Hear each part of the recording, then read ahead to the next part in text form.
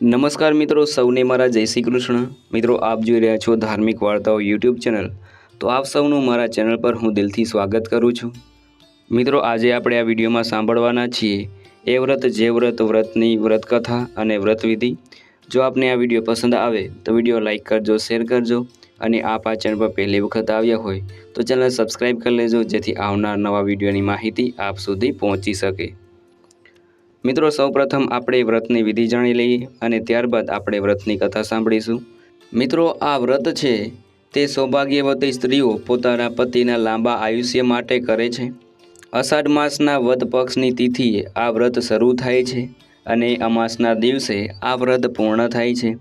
સવારે સ્નાન કરીને પાણિયારે એ વ્રત જે વ્રતમાંનું નામ લઈને ઘીનો દીવો કરવો, પતિના આયુષ્ય માટે પ્રાર્થના કરવી, વ્રતના દિવસે અન્ન ના લેવું, ફળો ખાવા અને રાત્રે જાગરણ કરવું અને માના ભજન કીર્તન ગાવા। આ વ્રત 5 વર્ષ કરવું, 5મા વર્ષે ઉજવણું કરવું। માં એ વ્રત જે વ્રત પ્રસન્ન થાય છે અને શ્રદ્ધાથી વ્રત કરનારની સર્વે મનોકામના પૂર્ણ થાય છે। હવે આપણે વ્રતની કથા સાંભળીશું। ભક્તિપુર ગામમાં ધર્મદાસ નામે એક ધનિક બ્રાહ્મણ રહેતો હતો। તેની પત્નીનું નામ જ્ઞાનવતી હતું। તેને ત્યાગરાજ નામે એક પુત્ર હતો। એક પ્રખર જ્યોતિષીએ આ પુત્રનું એવું ભવિષ્ય ભાખેલું કે જ્યાં સુધી ત્યાગરાજ કુંવારો રહેશે ત્યાં સુધી જીવશે અને પરણશે તો મોતને વરસે। આથી ધર્મરાજ અને જ્ઞાનવતીને ઘણી ચિંતા થયેલી, પણ ભાગ્યમાં હશે એમ થશે એમ વિચારીને આ વાત ભૂલી ગયા। ત્યાગરાજ ઘણો તેજસ્વી હતો। એ યુવાન થયો ત્યારે વૈરાગ્યનગરમાં તેની સગાઈ થઈ। થોડા સમય પછી એના લગ્ન થયા। તેની પત્નીનું નામ શ્રદ્ધા હતું। લગ્ન કરીને જાન પાછી વળતી હતી ત્યાં તો બાળે મેઘ ગાંડાતુર થઈને તૂટી પડ્યા। જાનૈયા જીવ બચાવવા આડા અવળા થઈ ગયા।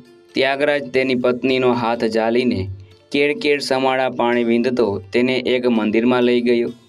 પણસાળમાં પગ મૂકતા જ એક સાપે ત્યાગરાજને દંશ દેતા તે તત્કાળ મરણને ચરણ થયું। શ્રદ્ધા પતિના શબનું માથું ખોળામાં લઈને કારમો વિલાપ કરવા લાગી। મંદિરમાં પાણી ભરાતું જોઈ બારણા બંધ કરી દીધા। આ મંદિર એવ્રતમાં, જીવ્રતમાં, જયામાં અને વિજયામાંનું હતું।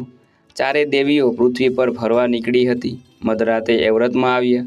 બારણા બંધ જોઈ સાદ કીધો, મારા મંદિરમાં કોણ છે એ બહાર આવે, નહીંતર શ્રાપ દઉં છું। શ્રદ્ધાએ પતિનું મસ્તક નીચું મૂકીને બારણા ખોલ્યા। બારણા ખોલતા જ એની આંખો અંજાઈ ગઈ। તરત જ એ માના પગમાં ઢળી પડી અને બોલી, દયા કરો માં, દયા કરો। એવ્રત માએ મંદિરની અંદર કોઈ પુરુષને સૂતેલો દીઠો। તરત જ એ બોલ્યા, હે અબળા, હું એવ્રતમાં છું, તું કોણ છે અને આ પુરુષ કોણ છે? મારું નામ શ્રદ્ધા છે માં, આજે જ પરણીને આજે જ વિધવા થઈ છું। વરસાદથી બચવા અમે આ મંદિર આવ્યા। પરસાણમાં પગ મૂકતા જ સાપે મારા પતિને દંશ દીધો અને પળમાં જ પ્રાણ પરહર્યા। હે દયાળી, મારો ચાંદલો અખંડ રાખો। એવ્રતમાં બોલ્યા, હું કહું એમ કરે તો તારો પતિ સજીવન કરું। માં, મારો સુહાગ સજીવન થતો હોય તો મારા પ્રાણ પણ આપવા તૈયાર છું, શ્રદ્ધા બોલી। એવ્રતમાએ હસીને નજર કરી તો મળદામાં સળવળાટ થયો। ત્યાગરાજે પડખું ફેરવ્યું, પણ ત્યાં તો એવ્રતમાં અંતર્ધ્યાન થઈ ગયા। શ્રદ્ધા ફરી બારણું બંધ કરીને વિલાપ કરવા લાગી। મધરાત પર એક ઘડી વીતી ત્યાં તો જીવ્રતમાં આવ્યા। બારણા બંધ જોઈ ક્રોધ કરતા બોલ્યા, કોણ છે મારા સ્થાનકમાં? બારણા ખોલો, નહીંતર બાળીને ભસ્મ કરું છું। આંસુ સારતી શ્રદ્ધા બારણા ખોલતા જ માના પગમાં ઢળી પડી। એની કરુણ કથા સાંભળીને જીવ્રતમાં બોલ્યા, મારું કહ્યું કરે તો તારા સુહાગને સજીવન કરું। શ્રદ્ધાએ વચન આપ્યું। ત્યાગરાજ થોડો સરવળીને શાંત થઈ ગયો અને જીવ્રતમાં અદૃશ્ય થઈ ગયા। શ્રદ્ધા દોડીને પતિ પાસે આવી। પતિના શરીરમાં ગરમી આવી હતી પણ જીવ નહોતો આવ્યો। શ્રદ્ધા ફરી વિલાપ કરવા લાગી। રાતના ત્રીજા પહરે જયામાં આવ્યા। શ્રદ્ધાએ બારણા ખોલ્યા અને રડતા રડતા બધી વાત કરી તો જયામાએ પણ એની પાસે વચન લીધું। ત્યાગરાજ જરાક સરવળીને શાંત થઈ ગયો અને જયામાં પણ અલોપ થઈ ગયા। શ્રદ્ધાના રુદનનો અંત ના આવ્યો। ચોથા પ્રહરે વિજયામાં આવ્યા। શ્રદ્ધાએ માને પગે લાગીને પોતાના પતિને સજીવન કરવા આજીજી કરી। ત્યારે વિજયમાએ પ્રથમ વચન લીધું અને પછી પતિ પર હાથ ફેરવ્યો। થોડી જ વારમાં ત્યાગરાજ આળસ મરડીને બેઠો થઈ ગયો। પતિ પત્ની માના ચરણે ઢળી પડ્યા। મા થોડી વારમાં અંતર્ધ્યાન થઈ ગયા। શ્રદ્ધાએ પોતાના પતિને ચારેય વચનની વાત કરી। ત્યાગરાજે પણ ખુશીથી હા પાડી, કારણ કે ચારેય દેવીના પ્રતાપે જ એ સજીવન થયો હતો। સવાર થતાં ભક્તિપુર ગામનો એક ખેડૂત મંદિરે દર્શન કરવા આવ્યો।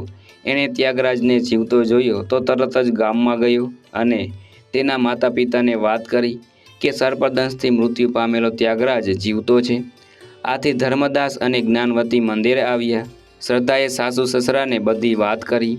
દેવી પ્રસન્ન થયા અને પુત્ર સજીવન થયો એ જાણી માતા પિતાના હર્ષનો પાર ન રહ્યો। વાજતે ગાજતે વહુ દીકરાને ઘેર લઈ ગયા। સમય જતાં શ્રદ્ધાને સારા દિવસો દેખાયા। 9મે માસે એણે એક પુત્રને જન્મ આપ્યો। ધર્મદાસ અને જ્ઞાનવતીએ સાકરના પડા વહેંચ્યા। હવે વાત એમ બની કે રાતના પ્રથમ પ્રહરે એવ્રતમાં શ્રદ્ધાના ખાટલા પાસે આવ્યા અને બોલ્યા, દીકરી, હું એવ્રતમાં છું। તે મને વચન આપ્યું હતું એટલે હું તારો પુત્ર લેવા આવી છું।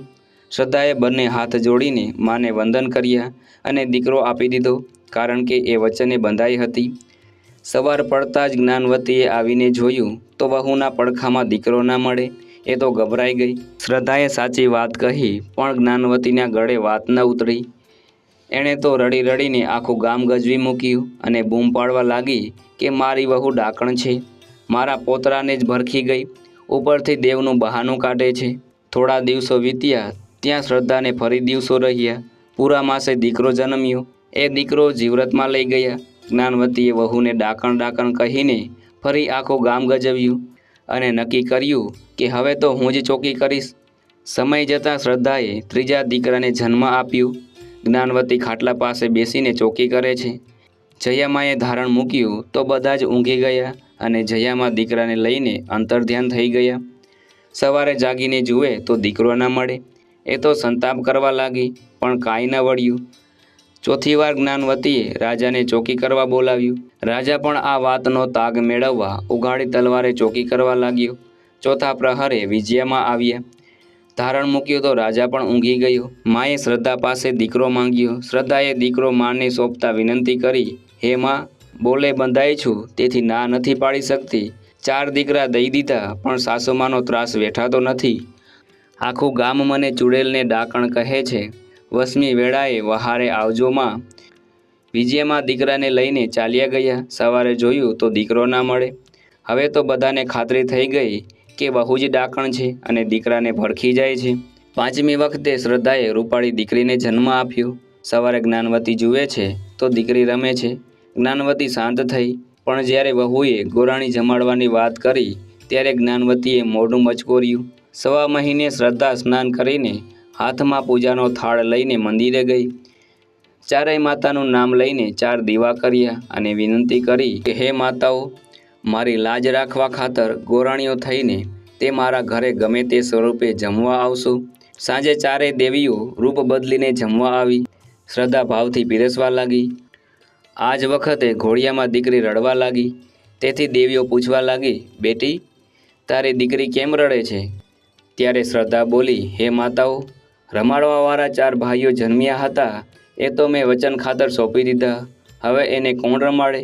ચારેય દેવીએ એ જ ક્ષણે અરહસ્ય રીતે ચારેય દીકરાને લાવીને શ્રદ્ધાને સોંપી દીધા। પછી આશીર્વાદ આપીને ચારેય દેવી અંતર્ધ્યાન થયા। શ્રદ્ધા દોડીને સાસુને બોલાવી લાવી। ચારેય દીકરાઓને જોતાં જ જ્ઞાનવતીના આંખમાં હર્ષના આંસુ આવી ગયા અને શ્રદ્ધા તરફ એનો અહોભાવ વધી ગયો। સાસુએ રડતા રડતા વહુની ક્ષમા માંગી। આ વાતની ગામમાં ખબર પડતાં જ સૌ શ્રદ્ધાની વાહવાહ કરવા લાગ્યા।